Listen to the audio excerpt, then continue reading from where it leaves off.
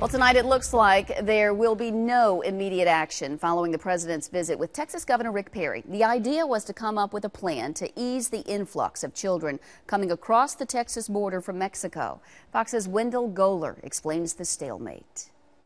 President Obama says he doesn't have serious objections to any of Texas Governor Rick Perry's ideas for stemming the tide of Central American children showing up at the border.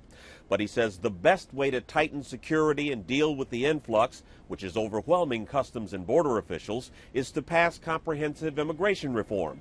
And he asked Perry to press his Republican colleagues in the House. The best way to truly address this problem is for the House of Representatives to pass legislation fixing our broken immigration system, which, by the way, would include funding for additional thousands of Border Patrol agents. But House Speaker John Boehner says there'll be no comprehensive immigration reform this year, and he's skeptical of Mr. Obama's $3.7 billion emergency request.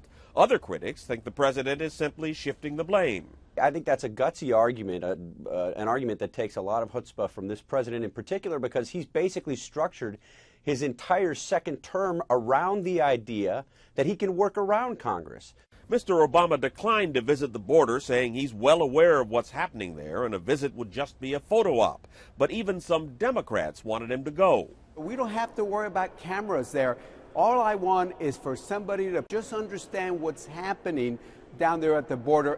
Governor Perry is asking the president to send the National Guard to patrol the border. Mr. Obama hasn't ruled it out, though his aides note most of the kids showing up there aren't sneaking across the border. They're giving themselves up. At the White House, Wendell Goler, Fox News.